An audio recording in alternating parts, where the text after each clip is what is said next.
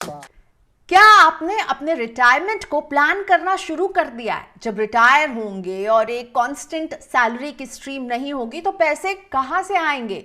खास तौर पर अगर आप 20s में, तो आपको लग सकता है ये क्या मैं बोरिंग सी बात लेकर बैठ गई हूं, लेकिन ये बोरिंग नहीं, जरूरी बात है। और 20s में जो लोग हैं उनके लिए तो ये स्पेशल बात इसलिए है क्योंकि आप जितनी जल्दी अपने इन्वेस्टमेंट को शुरू करेंगे, अपने रिटायरमेंट के लिए बचत करना शुरू करेंगे, उतना अच्छा होगा। और कोई भी आड़े तिरछे प्रोडक्ट में आपको पैसे डालने की जरूरत नहीं है जिसका आपको समझ में नहीं आया कि रिटर्न कैसा मिलेगा। सीधा साधा गवर्नमेंट की एक स्कीम है एनपीएस, आपने भी सुना होगा, नेशनल पेंशन सिस्टम। तो इसमें कीजिए निवेश। अगर आप 20s में हैं, जितनी जल्दी आप शुरू करेंगे निवेश उतना अच्छा रिटर्न पाएंगे। 20s की गाड़ी मिस हो गई है, 30s में है तब भी आप इसमें निवेश कर सकते हैं, 40s में है तब भी आप निवेश कर सकते हैं। रिटर्न जो है थोड़ा ऊपर नीचे हो सकता है, लेकिन अगर अभी तक रिटायरमेंट के लिए आपने एक ठोस प्लानिंग नहीं की है, कोई ठोस इन्वेस्टमेंट नहीं किया है, तो एनपीएस की स्कीम के बारे में आज मेरी काम की बात में जान जाइए। और अगर अभी तक इसमें निवेश नहीं किया है तो इसको समझकर इसमें निवेश की शुरुआत कर सकते हैं आप।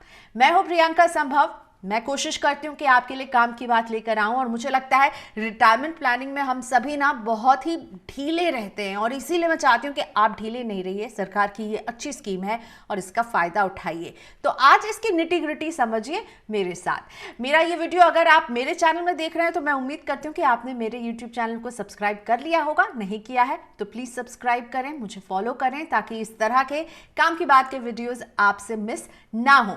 और सत्य हिंदी पर अगर आप मेरे ये वीडियो देखते हैं तो सत्य हिंदी के यूट्यूब चैनल को भी जरूर सब्सक्राइब करें।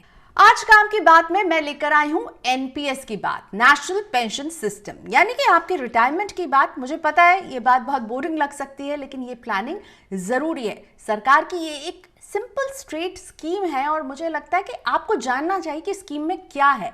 आप इसमें निवेश करें या ना करें ये आपका फैसला है, लेकिन कम से कम समझ तो लीजिए कि इसमें क्या क्या आपको ऑफर किया जा रहा है। और अगर अभी तक आपने रिटायरमेंट के लिए कोई इन्वेस्टमेंट नहीं किया है तो एनपीएस पर आपको नजर जरूर डालना चाहिए। एनपीएस की शुरुआत 2004 में हुई। केवल गवर्नमेंट एम्प्लॉयज पहले इसमें इन्वेस्ट कर पाते थे, लेकिन 2009 से ये सबके लिए इसे ओपन कर दिया गया। इनफैक्ट जो सेल्फ एम्प्लॉयड लोग हैं वो भी इसमें इन्वेस्ट करके अपने पेंशन के लिए बचत कर सकते हैं। तो सबके लिए है ये। और इसके सबसे खास फीचर जो है उसकी शुरुआत ना मैं इसके आखिरी फीचर से करती हूँ, यानी कि जब आप 60 साल के होंगे तो कैसे एनपीएस आपको फायदा देगा। जब आप 60 साल के होंगे तो आप 60 साल तक इन्वेस्ट करते जाएंगे, एक कॉर्पस क्रिएट करेंगे, और इस कॉर्पस से सबसे पहले तो आपको 60 साल की उम्र के बाद एक लमसम मिलेगा। इसका 60% हिस्सा आपके हाथ में होगा। दूसरा जो 40% हिस्सा है उससे आप एक एन्युटी प्लान खरीदेंगे, और इसके जरिए आप हर महीने अपने आप को पेंशन दिलवा रहे होंगे, यानी एक कांस्टेंट स्ट्रीम ऑफ इनकम आपकी होगी।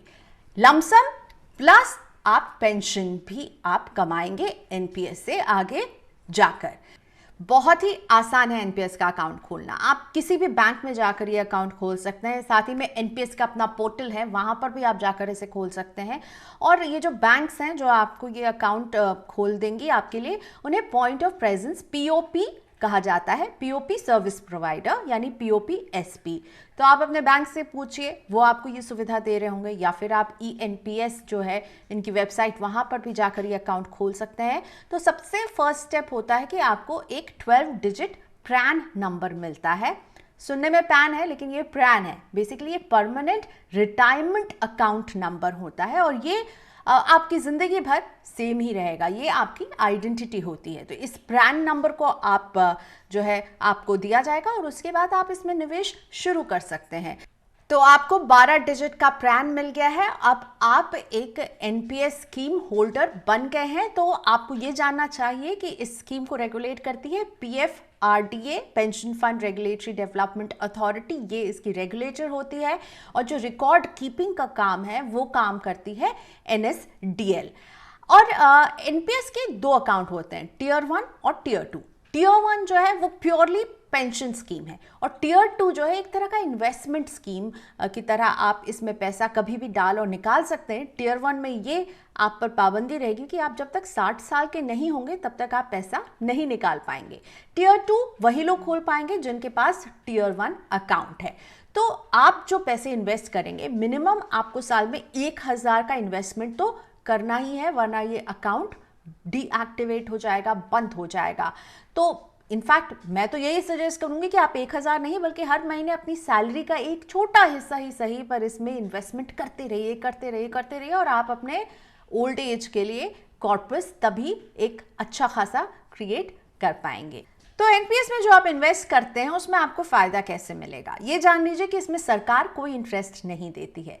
आपको फायदा मिलेगा जो इस पैसे का इन्वेस्टमेंट होगा, और ये इन्वेस्टमेंट कौन करता है, वो पीएफआरडीए के रजिस्टर्ड पेंशन फंड मैनेजर्स हैं। अभी 8 ऐसे ही पेंशन फंड मैनेजर्स हैं जो आपके पैसे को लेकर के आगे फंड्स में निवेश करते हैं, और इन फंड्स का निवेश इक्विटी में होता है, गवर्नमेंट सिक्योरिटीज में होता है, कॉर्पोरेट कुछ डेट फंड्स में होता है, साथ में ऑल्टरनेटिव फंड्स में भी होता है। और ये फंड मैनेजर्स जो हैं ये रजिस्टर्ड होते हैं पीएफआरडीए के, और इन्हीं के पास आपका पैसा रहता है और इन फंड्स में जाता है, और इन फंड्स की जैसे जैसे ग्रोथ होती है उसका रिटर्न आपके इन्वेस्टमेंट में ऐड होता रहता है।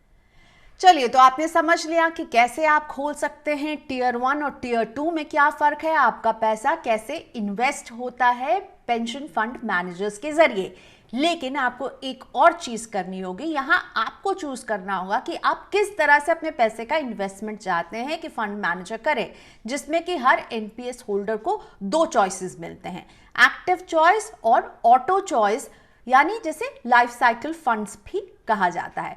तो एक्टिव चॉइस में एक एनपीएस होल्डर खुद तय कर सकता है कि वो अपने पैसे का कितना एक्सपोजर इक्विटी में चाहता है, या कुछ वो चाहता है कि बॉन्ड्स में इसका एक्सपोजर हो, कुछ गवर्नमेंट सिक्योरिटीज में इसका एक्सपोजर हो, और आप कॉम्बिनेशन ले सकते हैं और इसे बदल भी सकते हैं। लेकिन अगर आप इन सब में नहीं, कि आप इन सारे एसेट्स को ट्रैक नहीं करना चाहते हैं, इस झमेले में नहीं पड़ना चाहते हैं, तो ऑटो चॉइस यानी कि लाइफ साइकिल फंड्स आप लीजिए, जिसमें फंड मैनेजर्स आपके लिए तय करते हैं कि कितना एक्सपोजर इक्विटी में होगा, और ये इस पे डिपेंड करेगा कि आपकी एज कितनी है। उम्र जैसे जैसे बढ़ेगी इक्विटी में एक्सपोजर जो है वो साल दर साल कम होता जाता है। तो फंड मैनेजर आपके लिए एक फंड बना देगा, उसमें वो पैसा आप हर महीने डालेंगे, आपको हर समय उसे ट्रैक करने की जरूरत नहीं होती है। ये होता है ऑटो चॉइस में, इसे लाइफ साइकिल फंड भी कहा जाता है।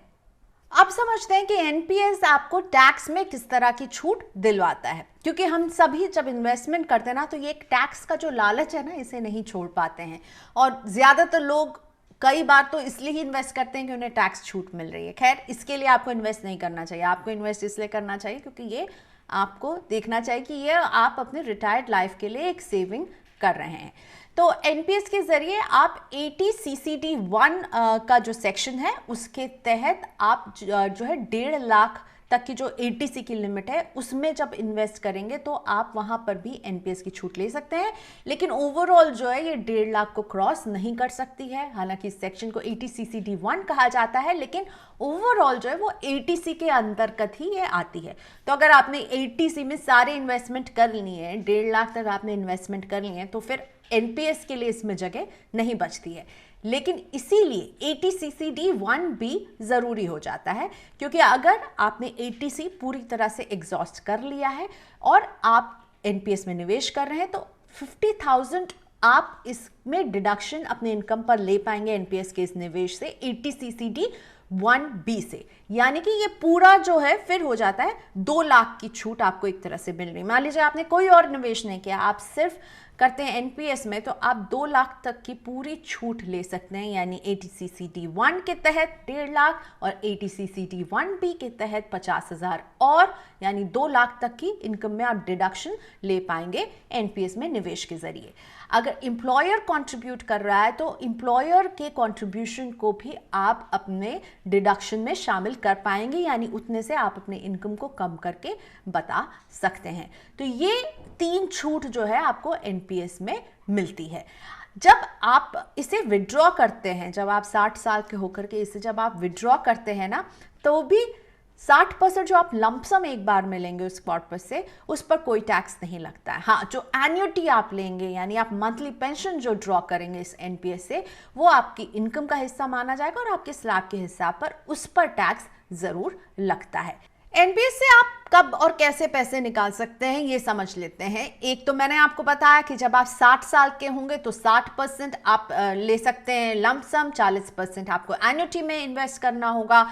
अगर आप 60 साल के पहले विड्रॉ करेंगे पैसे तो फिर आपको नुकसान होगा, क्योंकि आप केवल 20% हिस्सा ही निकाल पाएंगे। 80% जो है वो एन्युटी स्कीम में जाएगा और आपको फिर 60 साल के बाद उस पर पेंशन मिलेगी। एनपीएस स्ट्रिक्ट है अपने प्रीमेच्योर विड्रॉल्स को लेकर के। वैसे अगर आप 3 साल तक कंटिन्यूसली एनपीएस में निवेश करते रहेंगे और 3 साल के बाद कोई इमरजेंसी आती है जिसमें आपके हेल्थ को लेकर कोई समस्या है या फिर आप हायर एजुकेशन के लिए कुछ पैसे चाहते हैं, तो आपको ये इजाज़त है कि आप कुछ पार्शियल पैसे विड्रॉ कर सकते हैं। पूरे लाइफ स्पैन में आप 3 बार इस तरह के पार्शियल विड्रॉल कर सकते हैं, लेकिन ये ज़रूरी है कि 3 साल तक कंटिन्यूस आपने पेमेंट किया होगा एनपीएस का। 3 साल के लॉक इन के बाद ही पार्शियल विड्रॉल की इजाज़त मिलती है। 8 पेंशन जो फंड मैनेजर्स हैं इनके बारे में आप जानकारी जाकर के ENPS के पोर्टल से जान सकते हैं। अब वैसे SBI का फंड है, साथ ही में UTI का है, ICICI का है, HDFC का है, तो आपको सिलेक्ट करना होगा। तो इनके बारे में आप थोड़ा सा होमवर्क ज़रूर कर लीजिएगा कि इन फंड्स का परफॉर्मेंस कैसा रहा है। अब मिनिमम आपको साल में 1000 रुपये तो अपने एनपीएस अकाउंट में डालने ही डालने हैं, क्योंकि अगर आप 1000 रुपये भी नहीं डालेंगे तो ये अकाउंट जो है वो डीएक्टिवेट हो जाता है। तो इसे एक्टिव रखने के लिए 1000 तो मिनिमम आपको डालना ही चाहिए, लेकिन मैं कहूँगी 1000 से ज़्यादा डालिए, क्योंकि मैं आपके लिए कैलकुलेशन लेकर आई हूँ। और मैंने शुरुआत में ही कहा था जो लोग 20s में है ना, उन्हें तो ज़्यादा सोचना चाहिए। उन्हें आई होप उन्होंने ये वीडियो अभी तक बंद नहीं किया होगा, उन्हें इसलिए ज़्यादा सोचना चाहिए कि ये कैलकुलेशन मैं उन्हीं के लिए लेकर आई हूँ। अगर आप हैं 25 साल के तो 60 साल तक आपको इन्वेस्ट करना है, यानी आपके हाथ में है 35 साल। आप हर महीने मन मार के, पॉकेट मार के, जहां भी कटौती करनी है वो करके 5000 रुपए जमा करते रहिए, जमा करते रहिए। जब आप 60 साल के होंगे तो आपका कुल इन्वेस्टमेंट होगा इसमें 21 लाख रुपए। लेकिन आपको पता है आप किस कॉर्पस पर बैठे होंगे? अगर 10% के रिटर्न के हिसाब से देखें तो ये 21 लाख का आपका इन्वेस्टमेंट जो है आपके लिए कॉर्पस क्रिएट कर रहा होगा 1,91,00,000 रुपए का। और इसमें से 60% करीब 1,14,00,000 के आसपास सीधा लंप सम आपके हाथ में आएंगे, और जो बाकी बचे हुए 75 लाख के आसपास कुछ पैसे जो होंगे उससे आपको एक एन्युटी लेना होगा। PFRDA जो है वही उसी के रजिस्टर्ड कुछ एन्युटी स्कीम्स के जरिए, और ये एन्युटी स्कीम फिर आपको हर महीने पेंशन देगी। अब बताइए ऐसा कॉर्पस आप कहाँ इन्वेस्ट करके जुटा पाएंगे? आप 1,91,00,000 का कॉर्पस होगा आपके पास, जिसमें से 60% तो सीधा सीधे आपके हाथ में आ जाएंगे। तो अच्छा खासा कॉर्पस है। केवल 5000 रुपए के हर महीने के निवेश से आप इसे बना पाएंगे। तो एनपीएस के बारे में जरूर सोचिए। रिटायरमेंट के लिए कोई प्लानिंग नहीं की है तो एनपीएस एक अच्छी स्कीम है जो आपको आपके रिटायरमेंट के लिए ज्यादा सुरक्षित फाइनेंशियली बनाने में मुझे तो कामयाब नजर आ रही है। तो उम्मीद करते हो कि रिटायरमेंट प्लानिंग की तरफ आपने सोचना थोड़ा बहुत शुरू कर दिया होगा। नहीं किया है तो ज़रूर कीजिएगा। मेरी काम की बात देखते रहिए और इस तरह की बात जानने के लिए मेरे YouTube चैनल को ज़रूर सब्सक्राइब करें। और अगर आप सत्य हिंदी के YouTube चैनल पर देखते हैं मेरे ये वीडियोस, तो सत्य हिंदी के YouTube चैनल को भी सब्सक्राइब ज़रूर करें।